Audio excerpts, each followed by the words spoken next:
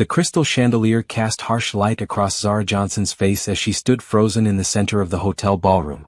Around her, 30-some faces from Lincoln High School's class of 2010 stared with a mixture of pity and judgment. The reunion that was supposed to be a celebration had turned into her worst nightmare. "Look at her," Brandon Matthews said, his voice carrying across the silent room. "Still pretending to be something she's not. Still lying to everyone, including herself." Zara's hands trembled as she clutched her small purse.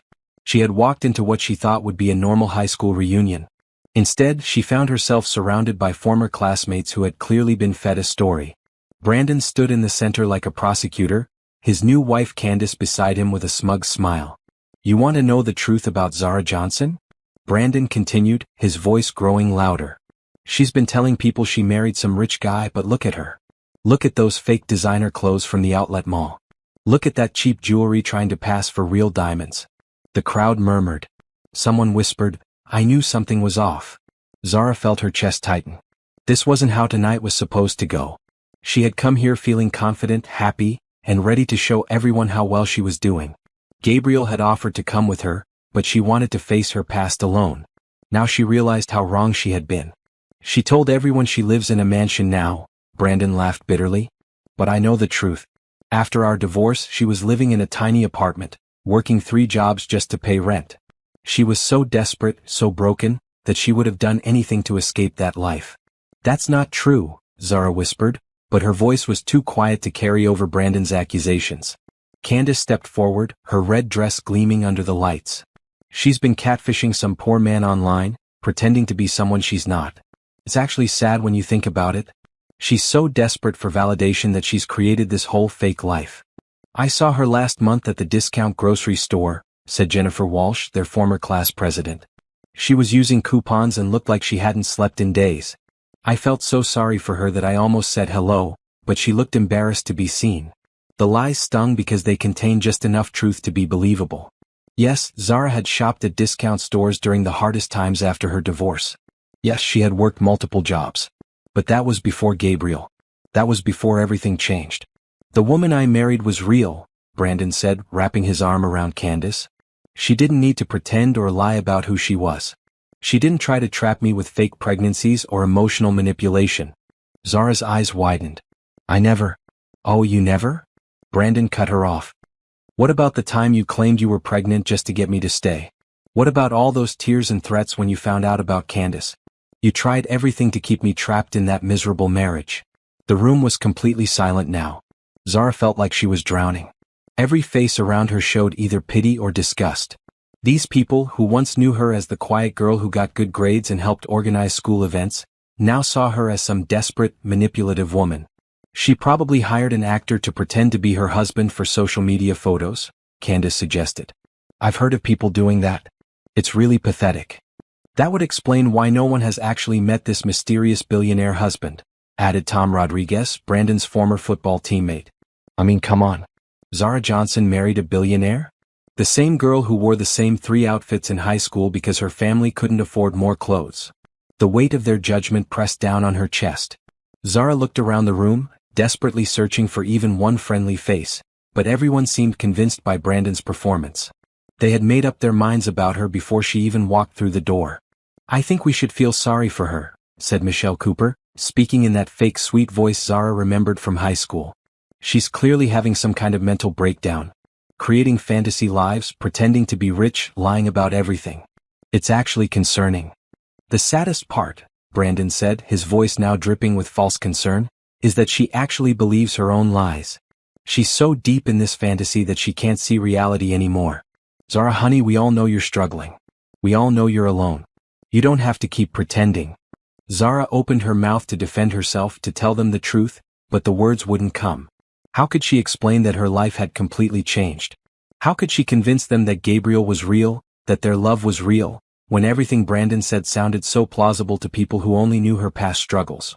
"Maybe we should call someone," suggested another classmate. "Like a counselor or something. She clearly needs help."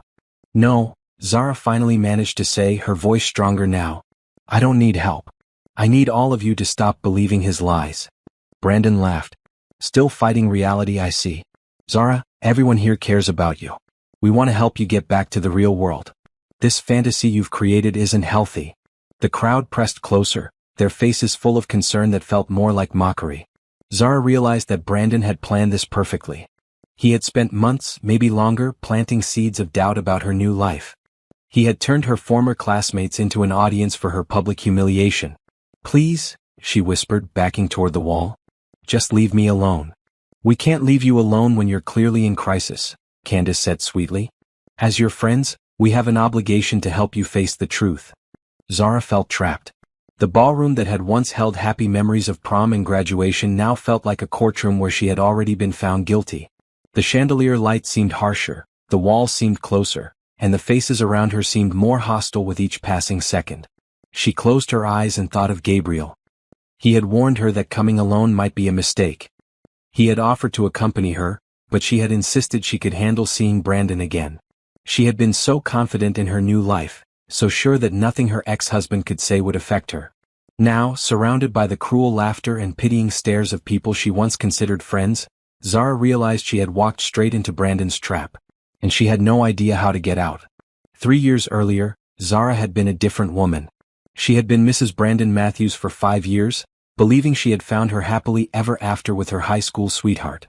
They had a small house in the suburbs, and she worked as a medical receptionist while Brandon tried to build his real estate business. The memory hit her like a physical blow as she stood in the ballroom, surrounded by hostile faces.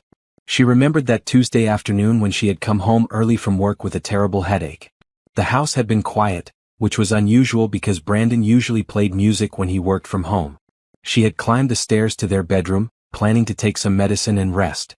But when she pushed open the door, she found Brandon in bed with Candace Morrison, his secretary from the real estate office. "Zara?" Brandon had jumped up, not even bothering to cover himself. "This isn't what it looks like." But it was exactly what it looked like.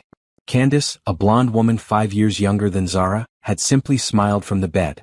She hadn't even looked ashamed. "How long?" Zara had whispered, her whole world crashing down around her. "It doesn't matter," Brandon had said, pulling on his pants. "Look, Zara, we need to talk. This marriage isn't working anymore." The casual way he had said it, as if their 5 years together meant nothing, had cut deeper than finding them in bed. Zara had stood there in her work uniform, holding her car keys, while her husband told her their marriage was over. "I've been trying to find a way to tell you," Brandon had continued. "Candace and I, we have something real. Something I never had with you. We're married," Zara had said stupidly as if he had forgotten. "We got married because we thought we were supposed to," Brandon had replied. "High school sweethearts, everyone expected it. But we're different people now. I need someone who challenges me, who makes me want to be better." The implication that Zara didn't challenge him, didn't make him want to be better, had stung worse than the betrayal itself. Candace had finally spoken up from the bed. "Zara, I know this is hard, but Brandon and I love each other. We didn't mean for it to happen this way." "You didn't mean to end up in my bed?" Zara had asked, her voice getting stronger with anger. "We didn't mean to fall in love," Candace had said as if that made it better. The next few hours had been a blur of accusations and tears. Brandon had told her he wanted a divorce immediately. He had said he had already talked to a lawyer, which meant he had been planning this for weeks or months while pretending everything was normal. "I'll be fair about the house and everything," he had said as if he was being generous. "But I think it's best if you move out as soon as possible. Candace and I need space to figure out our future." "Our house," Zara had said. "This is our house. My name is on the mortgage," Brandon had replied coldly. "And I make most of the money. Be realistic, Zara. You can't afford this place on a receptionist's salary." The cruelest part had been how quickly he had changed from the man she married into someone she didn't recognize.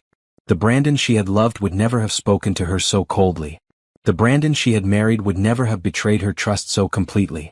But standing in their bedroom, watching him pack her clothes while Candace sat wrapped in their bedsheets, Zara realized she had never really known him at all. "You can stay at your sister's place until you find an apartment," Brandon had said, stuffing her belongings into trash bags. "I'll give you 2 weeks to get everything moved out." 2 weeks. Zara had stared at him. "Brandon, we've been together for 8 years, married for 5. I deserve more than 2 weeks to process this." "Processing time won't change anything," he had said. "And the longer you stay, the harder it's going to be for everyone." By everyone he had meant himself and Candace. That night, Zara had driven to her sister Elena's apartment in tears. Elena had held her while she sobbed, promising that everything would be okay. But Zara had known it wouldn't be okay. Her entire life had been built around being Brandon's wife. Her identity, her future plans, her sense of self-worth, all of it had been tied to their marriage. The divorce had been swift and brutal. Brandon's lawyer had painted Zara as a dependent wife who had contributed nothing to their financial success. They had argued that since Brandon had built his business during their marriage, and since Zara had only worked part-time as a receptionist, she deserved minimal compensation. "She can work full-time now," Brandon's lawyer had said during mediation. "She's young and healthy. There's no reason she can't support herself." Zara's lawyer had been overworked and underpaid, handling her case as part of a legal aid program. He had done his best, but Brandon had resources that Zara didn't have. In the end, she had received a small settlement that barely covered her moving expenses and first month's rent on a tiny studio apartment. Brandon had kept the house, the cars, and his business. Candace had moved in immediately after the divorce was finalized. The worst part had been the isolation. Most of their friends had been Brandon's friends first, and they had chosen sides quickly. The few people who had tried to stay neutral had eventually drifted away, uncomfortable with the drama. Zara had found herself completely alone in a city where she had lived her entire adult life. She had worked 3 jobs just to pay rent and buy groceries. During the day she had worked at a medical clinic. In the evenings she had cleaned office buildings. On weekends she had worked at a coffee shop. For 2 years she had barely survived. She had been too proud to ask Elena for help beyond that first night, and too ashamed to let anyone know how much she was struggling. She had told people she was doing fine and starting over, but the truth was that she had been drowning. The depression had been the worst part. Some days she had barely been able to get out of bed. She had eaten cereal for dinner and worn the same clothes multiple days in a row because she couldn't afford the laundromat. She had canceled her cell phone service and avoided social situations because she couldn't afford to participate in normal activities. Brandon had made sure everyone knew about her struggles. He had spread stories about her falling apart after the divorce, painting himself as the victim who had tried to help an unstable ex-wife. According to him, Zara was bitter and desperate, unable to accept that he had moved on with his life. Standing in the reunion ballroom now, surrounded by people who believed Brandon's version of events, Zara realized he had been setting up this moment for 3 years. Every story he had told, every seed of doubt he had planted about her character, had been leading to this public humiliation. But what Brandon didn't know was that Zara's story hadn't ended with their divorce. What he didn't know was that her real life had begun the day she met Gabriel Thompson in that little coffee shop where she had been working to survive. What he didn't know was that the broken, desperate woman he remembered no longer existed. The months following Zara's divorce had been the darkest period of her life. Living in a 400-square-foot studio apartment with paper-thin walls, she could hear her neighbors' every conversation and footstep. The building smelled like old grease and cigarettes, and the radiator clanked so loudly at night that she barely slept. Her 3 jobs had consumed every hour of her day. At the medical clinic where she worked as a receptionist, she answered phones and filed insurance claims from 8 a.m. to 3 p.m. The pay was barely above minimum wage and she had no benefits. Her supervisor, Mrs. Patterson, had made it clear that Zara was replaceable. "You seem distracted lately," Mrs. Patterson had said during one of their weekly meetings. "Personal problems shouldn't affect your work performance." Zara had nodded and promised to do better, even though she was already working as hard as she could. She couldn't afford to lose any of her jobs. From 4 p.m. to 10 p.m., she cleaned office buildings downtown. The work was physically demanding, and she often came home with aching knees and chemical burns on her hands from the harsh cleaning supplies. The building manager, Mr. Lopez, paid her in cash and sometimes tried to short her hours. "You were here from 4 to 9:30, not 10, he would say, knowing she had no way to prove otherwise. Zara had learned to take photos of the time clocks to protect herself, but even then, arguing with Mr. Lopez meant risking her job. On weekends, she worked at Brewster's Coffee House, a small shop near the University District. The owner, Mrs. Chen, was kinder than her other bosses, but the pay was mostly tips, which meant her income fluctuated wildly depending on how busy they were. The worst part wasn't the physical exhaustion or the financial stress. The worst part was the isolation. Elena had tried to stay in touch, calling regularly and inviting Zara to family dinners. But Zara had been too ashamed to accept help. She had told Elena she was doing fine, that she just needed time to get back on her feet. "You don't have to be so independent all the time," Elena had said during one of their phone calls. "Mom and Dad would help you if you asked." "I would help you. But Zara couldn't bear the thought of being pitted by her family. She had always been the responsible one, the one who made good choices and had her life together. Admitting that she was struggling felt like admitting failure. The depression had crept in slowly. At first, she had told herself she was just tired from working so much. Then she realized she wasn't enjoying anything anymore. Food tasted like cardboard. Movies couldn't hold her attention. She stopped reading, stopped listening to music, stopped caring about her appearance beyond what was required for work. Some mornings, she would lie in bed staring at the ceiling, trying to find the energy to get up. The thought of facing another day of demanding customers, difficult bosses, and financial worry felt overwhelming.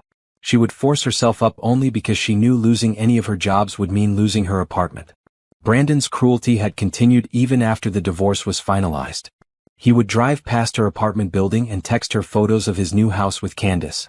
He would post pictures on social media of expensive dinners and weekend trips, making sure she saw how well he was doing without her. "Hope you're doing okay," he had texted once, along with a photo of him and Candace on a beach vacation. "Looks like you're working at that coffee shop now. Good for you for staying busy." The fake concern in his messages had hurt more than outright insults would have. He was pretending to care while actually making sure she knew how much better his life was without her. Candace had been even worse. She had started shopping at the grocery store where Zara bought her discount food, always managing to run into her in the cereal aisle or by the marked-down produce. "Oh, Zara," Candace would say, acting surprised. "How are you doing? You look tired. Are you taking care of yourself?" These encounters always happened when Zara looked her worst after working a double shift, or when she was buying generic mac and cheese because it was all she could afford. Candace, meanwhile, would have a cart full of organic vegetables and premium products. "Brandon worries about you sometimes," Candace would say. "He says you've been having a hard time adjusting to single life. Have you thought about seeing a therapist? I could recommend someone." The fake sympathy had been designed to make Zara feel even smaller than she already did. And it had worked. After 18 months of barely surviving, Zara had realized she needed to make a change or she would completely break down. She had started taking online classes toward a business degree, using student loans to pay the tuition. It meant taking on debt, but she had hoped it would eventually lead to better opportunities. Studying had been difficult while working 3 jobs. She would do homework in the break room at the medical clinic, read textbooks on the bus between jobs, and write papers late at night in her tiny apartment. Her grades weren't perfect, but she was passing. The online classes had also given her something to hope for. For the first time since the divorce, she had a goal that wasn't just about surviving until the next paycheck. She had started to imagine a future where she might have a career instead of just jobs. But the progress had been slow, and there were still days when the weight of everything felt crushing. There were still nights when she cried herself to sleep, wondering if she would ever feel truly happy again. The loneliness had been the hardest part. She had lost touch with most of her friends after the divorce. The few people who had tried to maintain relationships with both her and Brandon had eventually given up when it became clear that socializing with Zara meant dealing with drama and sadness. She had tried dating a few times, but it had been disasters. The men she met seemed to sense her vulnerability and either tried to take advantage of it or were put off by her emotional baggage. She had realized she wasn't ready for a relationship when she couldn't even take care of herself properly. By the time she met Gabriel, Zara had been working at Brewster's Coffee House for 8 months. She had gotten good at hiding her struggles behind a professional smile and efficient service. Most customers saw her as the friendly barista who remembered their orders, not as a woman barely holding her life together. She had been proud of small victories, making rent 3 months in a row, getting an A on a particularly difficult assignment, buying herself a new pair of shoes when her old ones wore out. These tiny steps forward had felt like major accomplishments after so much time moving backward. But standing in the reunion ballroom now, facing Brandon's public humiliation, all those dark memories came flooding back. The shame, the desperation, the feeling of being completely worthless, it all threatened to overwhelm her again. The difference was that now she knew those feelings were lies. Brandon's version of her story was based on the woman she had been at her lowest point, not the woman she had become. He was counting on her still being that broken, desperate person he had left behind. What he didn't know was that meeting Gabriel hadn't just changed her circumstances. It had changed her entire understanding of her own worth. Gabriel Thompson had walked into Brewster's Coffee House on a rainy Thursday morning in March, exactly 18 months ago. Zara remembered the exact date because it was the anniversary of her divorce being finalized, and she had been having one of her darker days. She had been working the morning shift alone because Mrs. Chen's other employee had called in sick. The coffee shop was busy with the usual crowd of university students and office workers grabbing their morning caffeine before starting their day. Gabriel had stood out immediately, not because of his clothes. He wore a simple navy sweater and jeans, but because of the way he carried himself. There was a quiet confidence about him that made people naturally step aside as he approached the counter. "Good morning," he had said, and his voice was warm despite the formal greeting. "Could I get a large coffee, black, and whatever pastry you'd recommend?" Zara had been surprised by the question. Most customers knew exactly what they wanted and ordered quickly so they could get on with their day. But Gabriel seemed genuinely interested in her recommendation. "The cinnamon scones are really good," she had said. "Mrs. Chen makes them fresh every morning." "Perfect," he had smiled. "I'll trust your judgment." While she prepared his order, Gabriel had asked about the coffee shop, how long it had been open, whether she enjoyed working there, if the owner was local. His questions weren't intrusive, just the kind of polite conversation that most people had forgotten how to make. "Are you a student at the university?" he had asked when she handed him his coffee. "Part-time," Zara had said. "Online classes mostly. I'm working on a business degree." "That's impressive," Gabriel had said, and he seemed to mean it. Working and studying at the same time takes a lot of dedication. It had been such a simple comment, but Zara hadn't heard anyone call her efforts impressive in a very long time. Most people, when they learned about her situation, either pitied her or assumed she was failing at both work and school. Gabriel had become a regular customer over the next few weeks. He came in every Tuesday and Thursday morning, always ordered the same black coffee, and always asked for Zara's pastry recommendation. They had developed an easy rapport, chatting about her classes, the weather, books they were reading. Zara had learned that he worked in technology, traveled frequently for business, and had recently moved to the city. He never talked about his work in detail, and she had assumed he was probably a software developer or consultant successful enough to afford daily coffee shop visits, but not wealthy enough to be shopping anywhere fancier than Brewster's. After about a month of regular visits, Gabriel had asked if she would like to have dinner with him. "I know a place that serves excellent pasta," he had said. "Nothing fancy, but the food is authentic and the atmosphere is relaxed." Zara had been tempted but also terrified. She hadn't dated anyone seriously since her divorce, and she wasn't sure she was ready. "I should probably mention," she had said carefully, "that I'm recently divorced. Like very recently. I'm not sure I'm ready for anything complicated." Gabriel had nodded thoughtfully. "Would it help if I promised to keep things simple? Just dinner between friends who enjoy talking to each other." Something about the way he said it had convinced her to say yes. Their first dinner had been at a small Italian restaurant where the owner greeted Gabriel by name and insisted on sending out extra courses for the beautiful lady. The food had been incredible, but what Zara remembered most was how easy it had been to talk to Gabriel. He had asked about her studies, her goals for the future, her thoughts on everything from movies to politics. But he had also really listened to her answers. He had asked follow-up questions that showed he was paying attention, not just waiting for his turn to talk. "What kind of business are you hoping to start eventually?" he had asked over dessert. Zara had hesitated. She had never told anyone about her business ideas because they seemed too ambitious for someone in her situation. "I've been thinking about event planning," she had said finally. "I used to help organize things in high school and college and I really enjoyed it. Weddings, corporate events, that kind of thing." "That's a great field," Gabriel had said. "There's a lot of creativity involved, but it also requires strong organizational skills and business sense.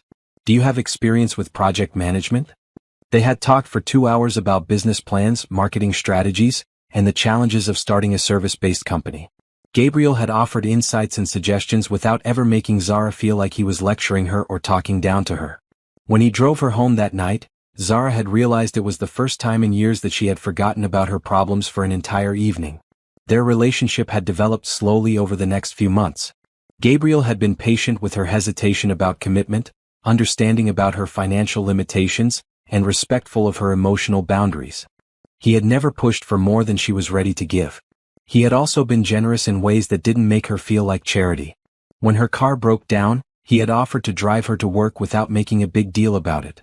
When she mentioned struggling with a particularly difficult class, he had offered to help her study. When her apartment's heat stopped working in the middle of winter, he had invited her to stay at his place until it was fixed. It had taken Zara 3 months to realize that Gabriel's place was actually a penthouse apartment in the city's most expensive building. It had taken her another month to learn that his technology work Involved running a company that developed software for major corporations worldwide. Why didn't you tell me? She had asked when she finally understood the scope of his success. Would it have changed how you treated me? Gabriel had asked. Zara had thought about it honestly. It might have. I probably would have been intimidated. That's why I didn't tell you, he had said simply. I wanted you to get to know me, not my bank account. The revelation about Gabriel's wealth had been overwhelming at first. Zara had worried that she wasn't sophisticated enough, educated enough, or successful enough to fit into his world. She had tried to pull back from the relationship, convinced that he would eventually realize she wasn't good enough for him. But Gabriel had been persistent in the gentlest way. He had continued asking her to dinner, continued helping with her studies, continued treating her like she was the most interesting person he had ever met. Slowly, Zara had begun to believe that maybe she was worthy of his affection. The turning point had come when Gabriel met Elena and her family at a barbecue. Zara had been nervous about introducing him to her sister, worried that Elena would think she was gold-digging or rebounding too quickly from her divorce. Instead, Elena had pulled Zara aside after dinner and said, "That man is completely in love with you. And more importantly, he makes you laugh again. I haven't seen you really laugh in 3 years." That night, Zara had realized that she was in love with Gabriel too. Their engagement had been simple and perfect. Gabriel had proposed during one of their regular walks through the city park, with a ring he had designed specifically for her, elegant but not ostentatious, beautiful but practical enough for everyday wear. "I know this is fast," he had said, getting down on one knee by the fountain where they had shared their first kiss. "But I also know that I want to spend the rest of my life making you as happy as you make me." Zara had said yes immediately, not because Gabriel was wealthy but because he was kind. Not because he could give her security but because he made her feel valuable. Not because he could rescue her from her struggles, but because he believed she was strong enough to overcome anything. Standing in the reunion ballroom now, surrounded by people who believed Brandon's lies about her being a gold digger, Zara held on to the memory of that proposal. She remembered the way Gabriel had looked at her, not like she was damaged goods or a charity case, but like she was a prize he couldn't believe he was lucky enough to win. The 6 months between Zara's engagement and wedding had been a whirlwind of change, not just in her circumstances but in her understanding of herself. Gabriel had insisted on paying off her student loans, despite her protests. "It's not charity," he had said when she argued about accepting his help. "It's an investment in our future together. I want you to have the freedom to pursue your dreams without worrying about debt."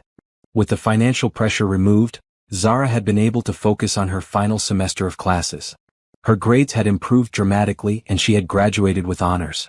Gabriel had been prouder of her academic achievement than she had been of herself. "You did this," he had said at her graduation party, a small gathering of Elena's family and a few friends from school. "Nobody else could have worked 3 jobs and completed a degree at the same time. You should be proud of your strength." It had been the first time anyone had called her strong since her divorce. Brandon had always made her feel weak and dependent. Gabriel made her feel capable and resilient. The wedding planning had been another source of anxiety for Zara. Gabriel had wanted to give her whatever kind of celebration she dreamed of, but she had been overwhelmed by the options and worried about the cost. "I don't need anything elaborate," she had said. "I just want our families there and maybe a few close friends." "What do you want though?" Gabriel had asked. "Not what you think you should want, not what seems reasonable, what would make you happiest?" When Zara really thought about it, she had wanted something beautiful but intimate.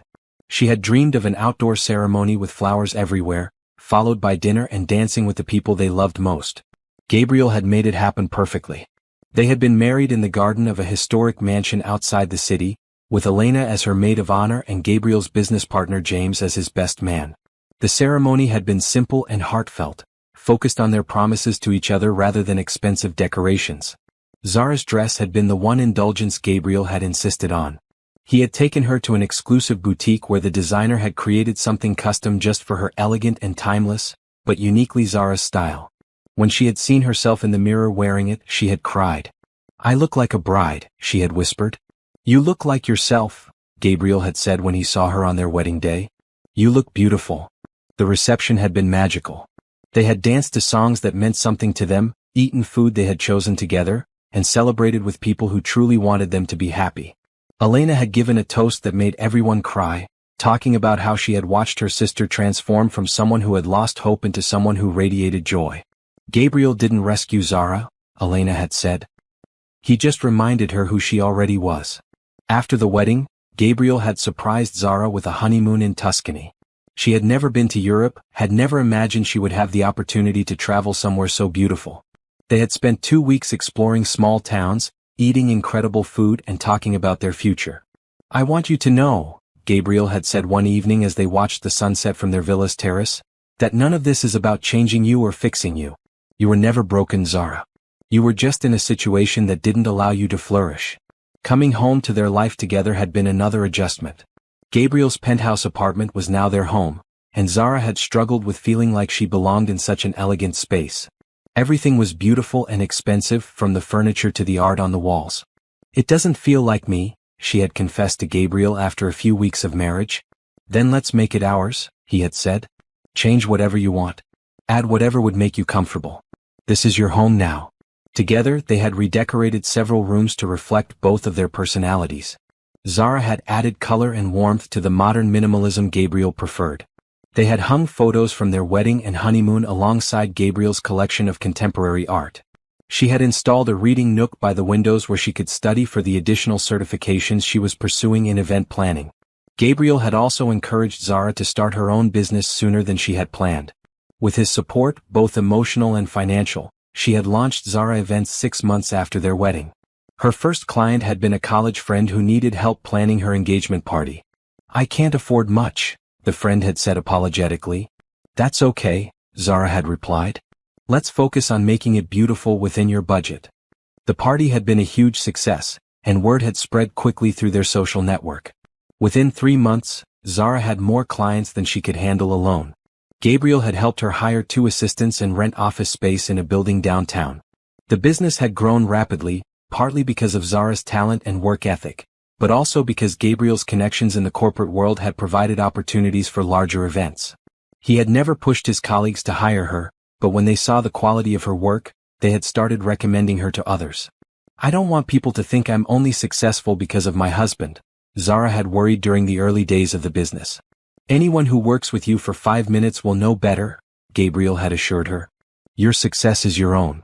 He had been right. Zara's clients praised her creativity, organization, and ability to manage complex events smoothly. She had developed a reputation for being able to handle any crisis calmly and finding solutions that kept everyone happy. The financial security had been life-changing, but the emotional transformation had been even more significant. Zara had rediscovered parts of herself that had been buried during her marriage to Brandon and the difficult years after their divorce. She had started painting again, a hobby she had abandoned in college. Gabriel had converted one of the spare bedrooms into an art studio for her, stocking it with supplies and encouraging her to explore her creativity. She had also reconnected with old friends who had drifted away during her darkest period. With confidence and stability restored, she had been able to reach out and rebuild relationships that had been damaged by her isolation and depression. Most importantly, she had learned to see herself through Gabriel's eyes. He treated her like she was intelligent, capable, and valuable.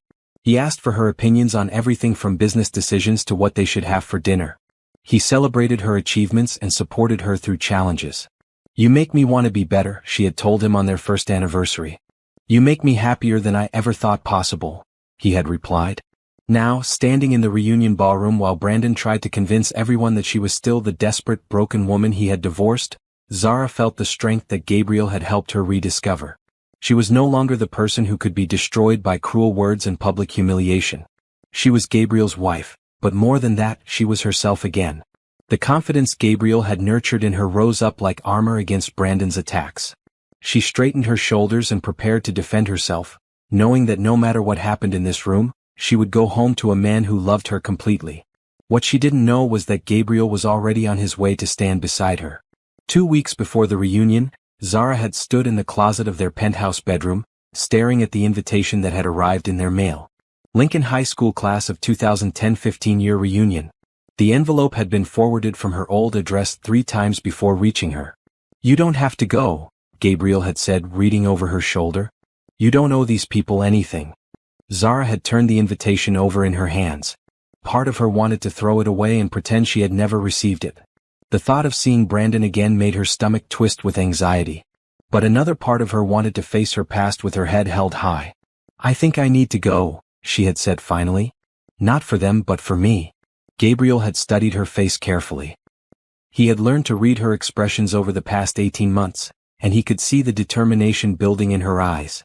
"Then we'll go together," he had said. "No," Zara had replied quickly. "I want to do this alone." Gabriel had frowned. "Zara, you don't have to prove anything to these people. And you definitely don't have to face Brandon without support." "I know I don't have to," Zara had said, sitting on the edge of their bed. "But I want to. I need to show myself that I can walk into that room as the person I am now, not the person I was when I left town." They had talked about it for hours over dinner. Gabriel had been worried about Brandon's potential for cruelty, knowing how badly the divorce had affected Zara's self-esteem. He had also been concerned about the practical aspects: Zara driving alone to a hotel an hour away, being in an unfamiliar place without backup if things went badly. "What if I came with you but stayed at the hotel?" Gabriel had suggested. "That way you could face everyone on your own terms, but I'd be nearby if you needed me." Zara had been touched by his concern, but she had felt strongly about going alone. "I spent 3 years feeling like a victim," she had explained. "First as Brandon's wife when he was cheating on me, then as his ex-wife when I was struggling to rebuild my life. I don't want to be a victim anymore. I want to walk into that reunion as an equal." Gabriel had eventually agreed, but he had insisted on certain precautions. He had made sure Zara's phone was fully charged and that she had his personal assistant's number as backup. He had booked her a suite at the finest hotel in town, ensuring she would have a comfortable retreat if the evening became overwhelming. "Text me every hour," he had said. "Even if it's just to say you're okay. I'll be worried until you get home safely." The night before the reunion, Zara had changed her outfit 3 times. She had finally settled on a navy blue dress that Gabriel had bought her for a corporate event, elegant and sophisticated without being flashy. Her jewelry was simple but clearly expensive, and her hair was styled in a way that looked effortless but had taken her salon appointment that afternoon. Standing in front of their bedroom mirror, Zara had barely recognized herself compared to the woman she had been 3 years ago. The stress lines around her eyes had faded. Her hair was shiny and healthy again. She carried herself with confidence that came from being loved and valued. "You look stunning," Gabriel had said, wrapping his arms around her from behind. "But more importantly, you look happy." "I am happy," Zara had said, meaning it completely. The morning of the reunion, Gabriel had made her breakfast and packed snacks for her drive. He had been unusually quiet, and Zara could tell he was still worried about letting her go alone. "I'll be fine," she had assured him. "It's just a few hours. What's the worst that could happen?" Gabriel had given her a look that suggested he could imagine several worst-case scenarios, but he had kissed her goodbye and made her promise to call when she arrived safely. The drive to the hotel had been peaceful. Zara had played music that made her feel confident and strong, singing along to songs that reminded her of her new life with Gabriel. She had felt prepared for whatever the evening might bring. Checking into the hotel had been another boost to her confidence. The staff had treated her like the VIP guest she was, thanks to Gabriel's arrangements. The suite was beautiful, with fresh flowers and a bottle of champagne waiting for her arrival. Getting ready for the reunion had felt like putting on armor. Each piece of clothing, each stroke of makeup, each spritz of perfume had been chosen to present the best version of herself. She had wanted everyone to see that she had not just survived her divorce, she had thrived. Walking into the hotel ballroom, Zara had felt ready for anything. She had expected some awkward conversations and maybe a few uncomfortable moments with Brandon. She had prepared herself for questions about her new life and marriage. What she hadn't prepared for was an ambush. Looking back now, she realized there had been warning signs. The way conversations stopped when she entered rooms. The way former classmates had looked at her with pity rather than curiosity. The way Brandon and Candace had been positioned near the entrance, as if they were waiting for her. But in her confidence and happiness, Zara had missed the signs. She had interpreted the stares as surprise at how well she looked, not as judgment based on stories they had already heard. She had thought the whispers were normal reunion gossip, not specific rumors about her supposed desperation and lies. Now, standing in the center of the ballroom while Brandon systematically destroyed her reputation, Zara understood that this had been planned. He had spent months, maybe years, preparing for this moment. He had wanted her to come to the reunion feeling confident so that her public humiliation would be more complete. The cruelest part was that Brandon had used her genuine love for Gabriel against her. He had taken the most beautiful thing that had ever happened to her, meeting and marrying Gabriel, and twisted it into evidence of her supposed deception and desperation. But as the crowd continued to stare at her with pity and judgment, Zara held on to the truth that Brandon couldn't destroy. She was loved. She was valued. She was strong. And Gabriel, who had wanted to protect her from exactly this situation, was probably at home wondering why she hadn't texted him in over an hour. What Zara didn't know was that Gabriel's worry had already driven him to track her phone's location.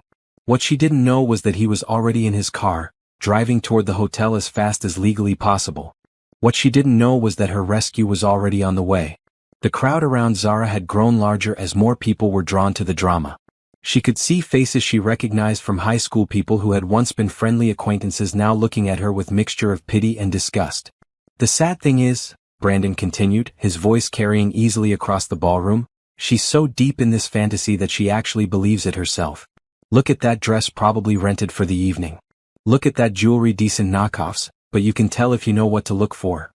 Zara's hand instinctively went to the necklace Gabriel had given her for their 6-month anniversary. It was a simple strand of pearls, but she knew they were real and had cost more than most people's monthly salary. But how could she prove that without sounding defensive and desperate? I've been tracking her social media, Candace chimed in, holding up her phone. Look at these photos she's been posting. That's not even her house, you can tell because the furniture changes between pictures. She's clearly using other people's photos to create this fake lifestyle. The crowd pressed closer to look at Candace's phone. Zara wanted to explain that their penthouse had been redecorated several times as she made it more comfortable, but she knew anything she said would sound like excuses. And this car, Candace continued, swiping through photos. She posted a picture standing next to this expensive car, claiming it's hers. But look at the reflection in the window, you can see she took the photo from the sidewalk. She doesn't even have keys to it. The observation was partially true. Gabriel owned several cars and Zara often took pictures with them when they were out together. But she rarely drove them herself because she preferred her more modest SUV for daily errands. To the crowd, though, Candace's explanation seemed much more plausible than the truth.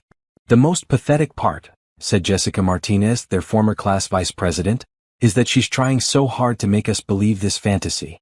Like, why not just be honest about your situation? There's no shame in struggling after a divorce. There is shame in lying about it, added Robert Kim, who had been captain of the debate team. Especially when you're trying to deceive some innocent man online. That's actually criminal fraud, isn't it? The accusation hung in the air like a physical blow. Zara opened her mouth to defend herself, but Brandon spoke over her. I've been worried about that too, he said, his voice full of fake concern. If she's catfishing someone claiming to be rich when she's actually desperate, that's a serious crime. The FBI investigates that kind of online fraud. Maybe we should call the police, suggested Michelle Cooper. If she's scamming someone, we have a responsibility to protect the victim. The crowd murmured agreement. Zara felt like she was trapped in a nightmare where everyone had decided she was guilty before she had a chance to defend herself. Every explanation she could offer sounded implausible compared to Brandon's carefully constructed lies. Please, Zara said, her voice barely audible over the crowd. You're all wrong about this. If you would just let me explain. Explain what?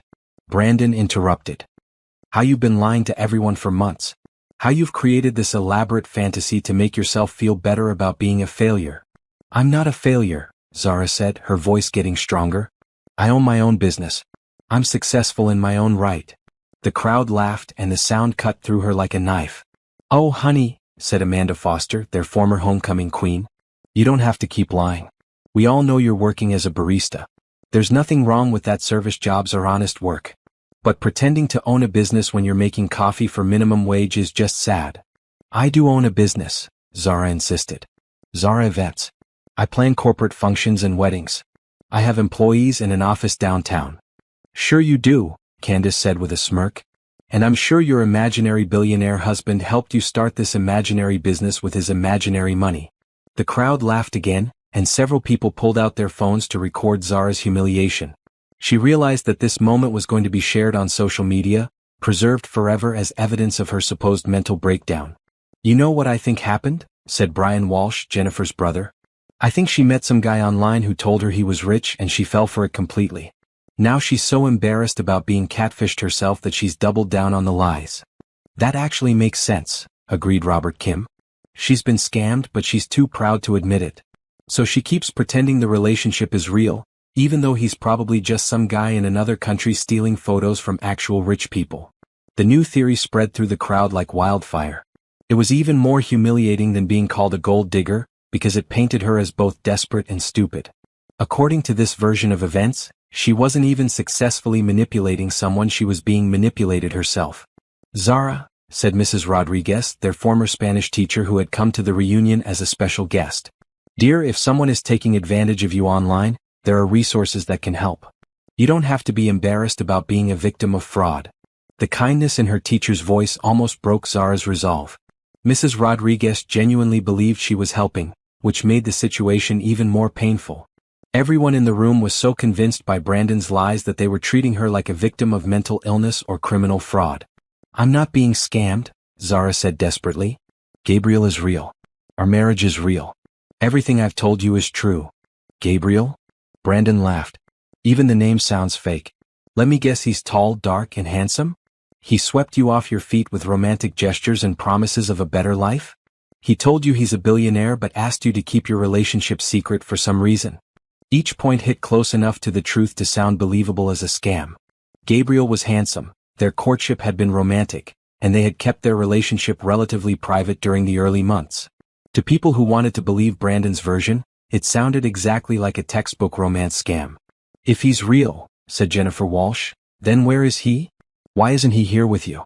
What kind of loving husband lets his wife go to her high school reunion alone? The question stung because it was exactly what Gabriel had asked. He had wanted to come with her, and she had insisted on coming alone. Now her independence looked like evidence that she was lying about being married at all. He wanted to come, Zara said weakly. I told him I wanted to do this alone.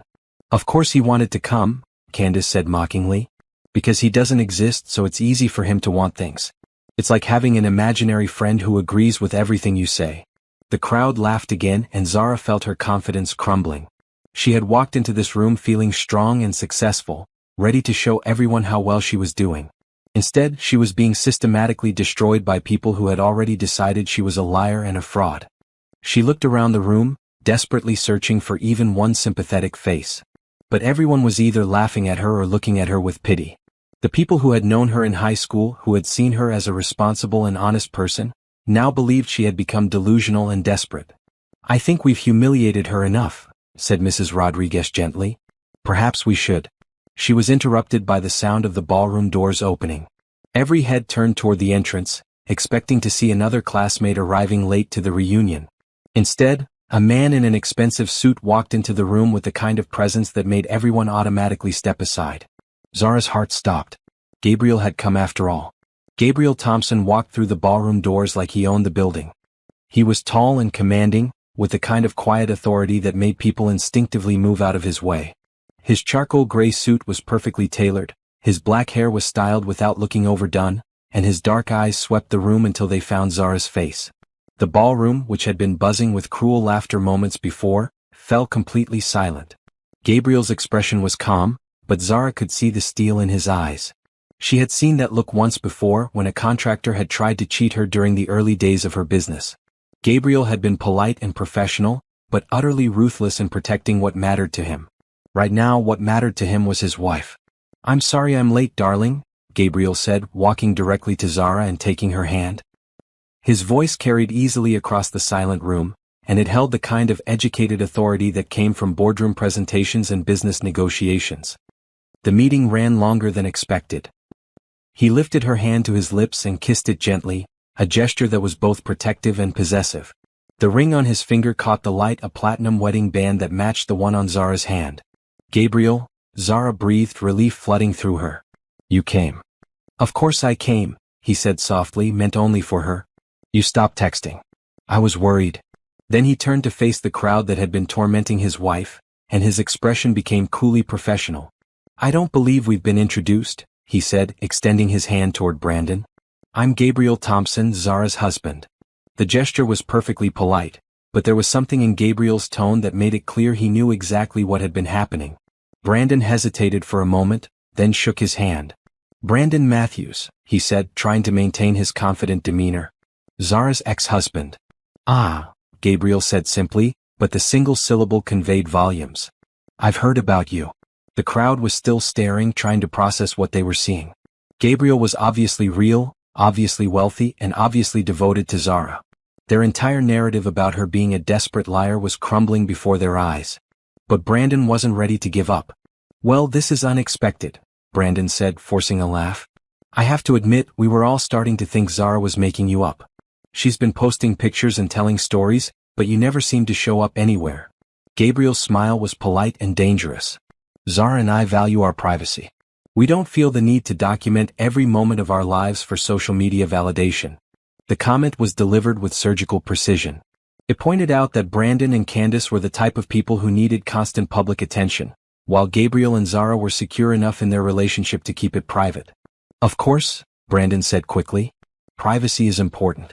It's just that some of the stories seemed a little elaborate. Like the thing about owning a business and living in a penthouse. You know how people sometimes exaggerate their success. Gabriel's expression didn't change, but something shifted in the air around him. When he spoke, his voice was conversational, but everyone in the room could feel the underlying steel. Zara Events is one of the most sought-after event planning companies in the city, he said. My wife has planned corporate functions for several Fortune 500 companies, including my own. She has a waiting list of clients and had to hire additional staff to keep up with demand. He paused, letting that sink in. As for our living situation, Gabriel continued smoothly, we have a penthouse in the Meridian Tower, a house in the Hamptons, and a villa in Tuscany. But I'm curious about why you would assume my wife was exaggerating her success. Do you have some reason to doubt her integrity? The question hung in the air like a challenge. Gabriel had turned the tables completely. Instead of Zara having to defend herself against accusations of lying, Brandon now had to explain why he had been spreading rumors about her character. Candace stepped forward, trying to help her husband recover. We weren't trying to spread rumors, she said sweetly. We were just concerned about Zara. Some of the things she was claiming seemed too good to be true, and we worried she might be having some kind of episode. Gabriel's gaze shifted to Candace, and she actually took a step backward. How thoughtful of you to be concerned about my wife's mental health, Gabriel said, his tone so polite it was almost mocking. I'm sure that concern has nothing to do with the fact that you're the woman who destroyed her previous marriage. The crowd gasped. Gabriel had just publicly identified Candace as Brandon's affair partner, stripping away any pretense that she had moral authority to judge anyone else's behavior. Now wait just a minute, Brandon said, his face reddening. That's ancient history. Candace and I fell in love, and yes, the timing was unfortunate, but the timing, Gabriel interrupted, was when you were still married to my wife. Which makes your concern about her current happiness seem somewhat insincere. Gabriel's command of the situation was absolute. He wasn't raising his voice or making threats, but everyone in the room could feel his power. This was a man who was accustomed to winning, who had built an empire through intelligence and strategy. Look, Brandon said desperately, I don't know what game you're playing here, but... Game? Gabriel's eyebrows rose slightly. Mr. Matthews, I'm not playing anything. I'm simply wondering why you felt it was appropriate to publicly humiliate my wife at what should have been a pleasant social gathering. The crowd was starting to shift uncomfortably. What had seemed like justified concern about Zara's mental state now looked like cruel bullying orchestrated by her ex-husband and his wife. Gabriel reached into his jacket and pulled out his phone. Perhaps we should clear up any remaining confusion about our circumstances. He tapped the screen a few times, then held up the phone so the crowd could see it. On the screen was a photo from their wedding, Zara in her custom gown, Gabriel in his tuxedo, both of them radiant with happiness. This is from our wedding 8 months ago, Gabriel said. The ceremony was at Waverly Estate, and the reception was catered by Lou Bernardine. About 60 guests, including Zara's sister Elena and my business partner James. Would anyone like to see more photos? He swiped to another image, Zara cutting the ribbon at the grand opening of her expanded office space. Gabriel was standing beside her, along with the mayor and several other dignitaries. This is from the opening of Zara Events' new headquarters 3 months ago, Gabriel continued. The mayor personally attended because my wife's company has become such an asset to the city's business community. With each photo, Brandon and Candace looked smaller and more desperate. Gabriel wasn't just defending Zara, he was systematically proving that every accusation they had made was not only false but malicious. Now, Gabriel said, putting his phone away and looking directly at Brandon, I think you owe my wife an apology. Brandon's face had gone from red to pale as Gabriel's evidence mounted. The crowd around them was murmuring, and Zara could see the moment when public opinion shifted. People who had been laughing at her moments before now looked ashamed and uncomfortable. I think there's been a misunderstanding, Brandon said weakly. No misunderstanding, Gabriel replied calmly.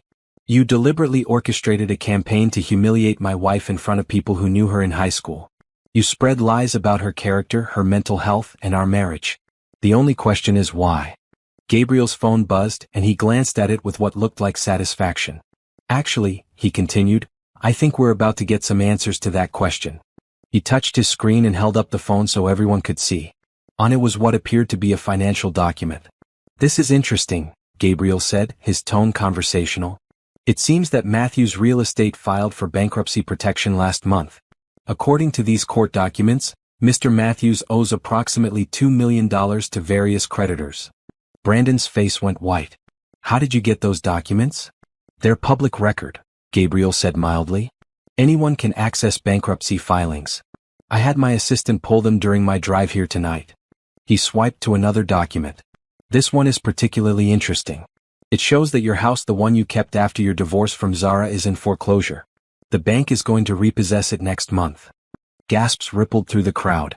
Brandon, who had been positioned as the successful ex-husband whose life had improved after leaving Zara, was actually facing financial ruin. Candace grabbed Brandon's arm. You said you were handling the business problems, she hissed, not quite quietly enough. I am handling them, Brandon snapped back. Gabriel smiled coolly. There's more. According to this employment record, Mrs. Matthews, that would be you, Candace was terminated from your position at Hartwell Marketing 3 weeks ago for falsifying expense reports. Candace's mouth fell open. That's confidential information. Not when it involves potential criminal charges for embezzlement, Gabriel replied. Which, according to this police report, are currently under investigation. The crowd was now staring at Brandon and Candace with the same mixture of shock and judgment they had directed at Zara earlier. The tables had turned completely. So let me see if I understand the situation, Gabriel continued, his voice carrying clearly across the now silent ballroom. A man facing bankruptcy and a woman under investigation for embezzlement decided to spend their evening publicly humiliating a successful businesswoman who has built a thriving company and married someone who loves her. Is that an accurate summary?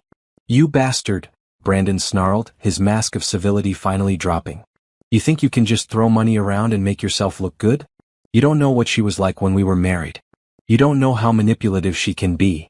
Gabriel's expression didn't change, but something deadly quiet entered his voice. Manipulative, he repeated. Mr. Matthews, I've seen the divorce records. You cheated on your wife with your secretary, kicked her out of her own home with 2 weeks' notice, and left her with almost nothing while you kept all the marital assets. Then you spent 3 years spreading rumors about her supposed failures while she worked 3 jobs to rebuild her life. And you're calling her manipulative? The crowd was completely silent now. Several people had their phones out, recording what had become a spectacular reversal of fortune. She worked as a barista, Brandon said desperately. She was cleaning office buildings. She was barely surviving. Yes, Gabriel said quietly. She was surviving. After you destroyed her life, she got up every morning and worked 3 jobs while earning her degree. She never asked for help, never complained, never gave up. Do you know what that tells me about her character? He turned to look at Zara and his expression softened completely. It tells me she's the strongest person I've ever met. It tells me she has more integrity in her little finger than you have in your entire body. And it tells me that I'm the luckiest man alive because she chose to marry me. Zara felt tears starting in her eyes, but they were tears of gratitude rather than humiliation. Gabriel turned back to Brandon, and the softness disappeared. Now, he said, I believe you owe my wife an apology. A public apology to match the public humiliation you attempted. Brandon looked around the room desperately but found no allies. The crowd that had been supporting him earlier was now looking at him with disgust. His carefully planned ambush had backfired spectacularly. Brandon started, then stopped. He's sorry, Candace said quickly. We both are. We didn't mean any harm. Gabriel's gaze shifted to her. Mrs. Matthews, you stood in front of a room full of people and suggested that my wife was mentally ill, criminally defrauding someone online, and living in a fantasy world. You encouraged people to call the police. That seems rather harmful to me. We were just concerned, Candace began. No, Gabriel interrupted. You were cruel. There's a difference. He looked around the room, making eye contact with several of the people who had been laughing at Zara earlier. I understand that some of you may have believed what Mr. and Mrs. Matthews were telling you, he said. But I hope you'll remember this evening the next time someone tries to convince you to participate in publicly humiliating another person. There's usually more to the story than what you're being told. The shame on many faces was obvious. People were starting to remember their own cruel laughter and comments, and they looked horrified at how easily they had been manipulated. Mrs. Rodriguez, their former teacher, stepped forward. "Zara," she said, her voice full of regret. "I'm so sorry. I should have known better than to believe such things about you.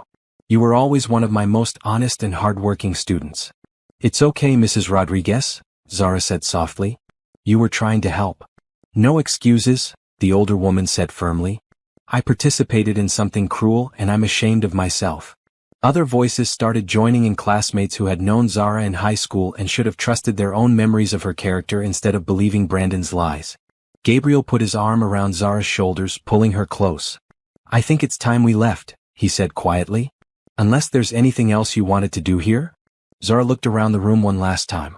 The people who had tormented her were now facing their own humiliation. The classmates who had joined in the cruel laughter were dealing with their shame. Justice had been served more thoroughly than she had ever imagined possible. "No," she said. "I'm ready to go home." As they walked toward the ballroom doors, Brandon called out one last desperate attempt to salvage his dignity. "This isn't over," he shouted. "You can't just buy your way out of everything." Gabriel paused at the door and turned back.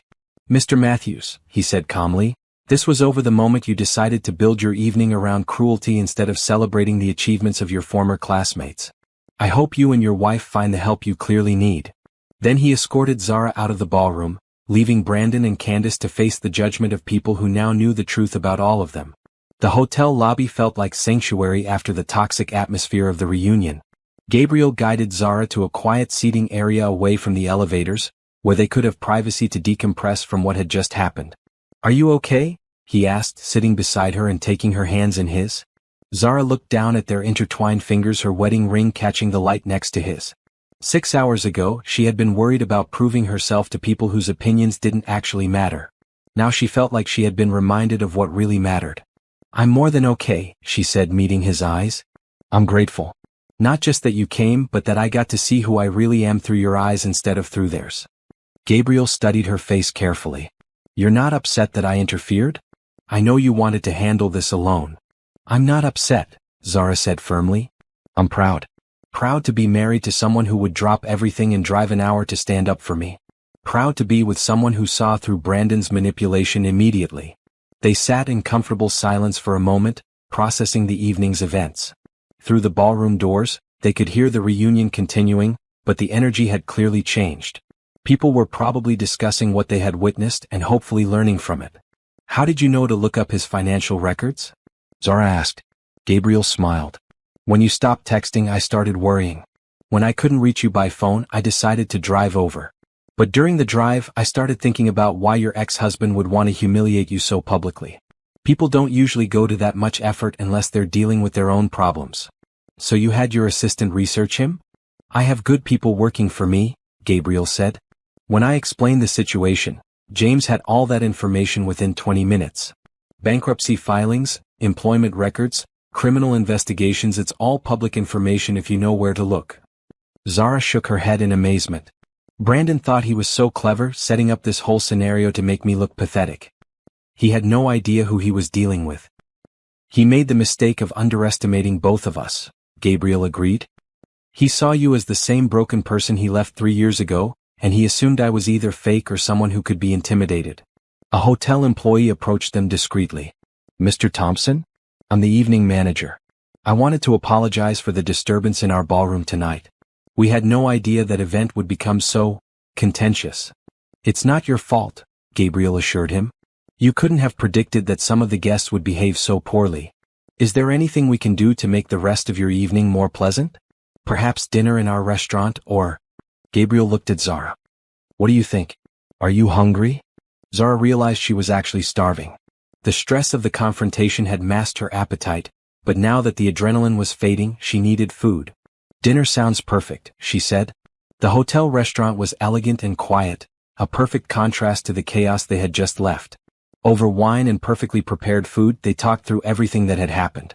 "I keep thinking about how easily people believed him," Zara said. "These were people who knew me in high school. They knew I wasn't a liar or manipulator. But Brandon painted this picture and they just accepted it. People want to believe they're smarter than everyone else, Gabriel said. When Brandon offered them the chance to feel superior to someone who appeared to be doing better than them, they took it. It made them feel good about their own choices. That's pretty depressing. It is, Gabriel agreed.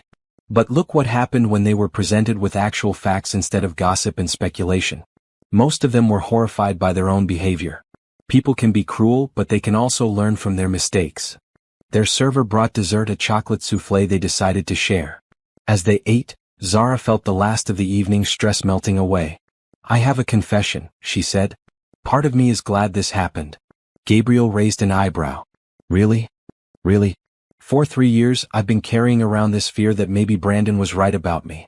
Maybe I was weak, maybe I was a failure, maybe I didn't deserve good things. Tonight proved that those fears were just lies he planted in my head.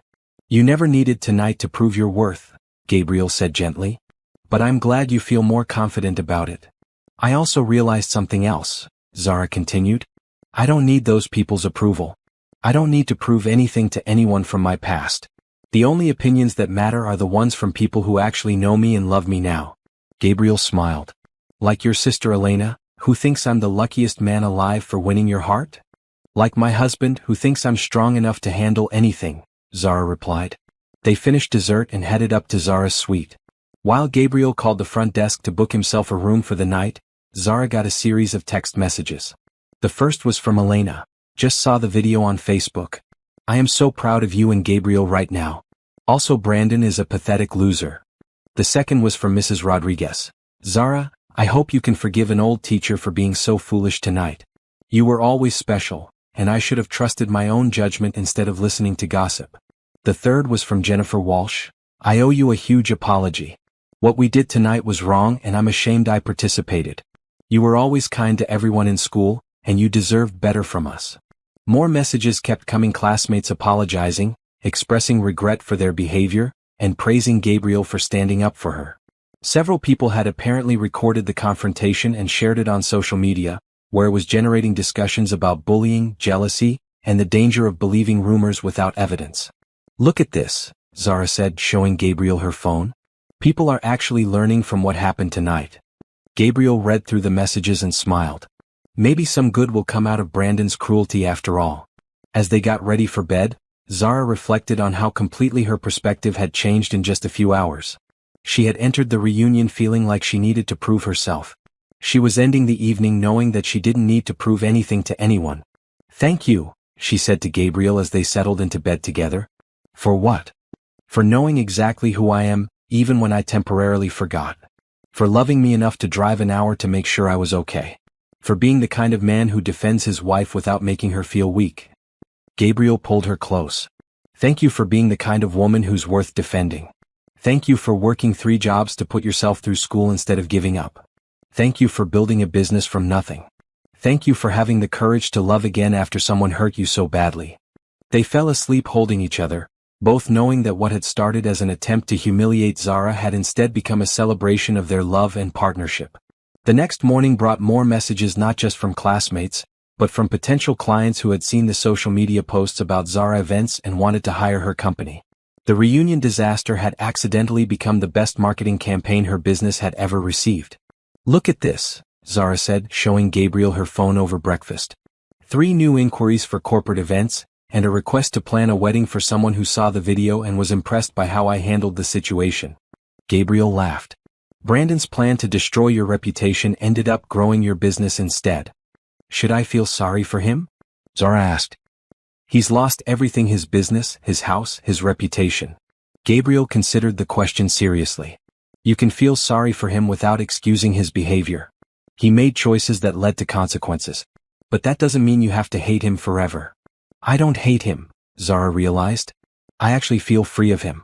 For 3 years, he's been this dark voice in my head telling me I wasn't good enough. After last night, I can't hear that voice anymore. They drove home together, Zara's car following Gabriel's as they returned to their real life. As they pulled into the parking garage of their building, Zara felt like she was seeing everything with new eyes.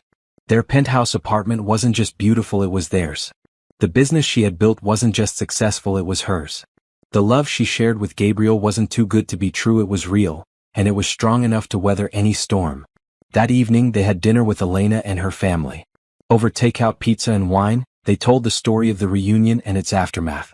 Elena's children, Zara's nephews, listened wide-eyed to the tale of Uncle Gabriel rescuing Aunt Zara from the mean people. "It's like a fairy tale," said 8-year-old Miguel. "But with phones and hotels instead of castles."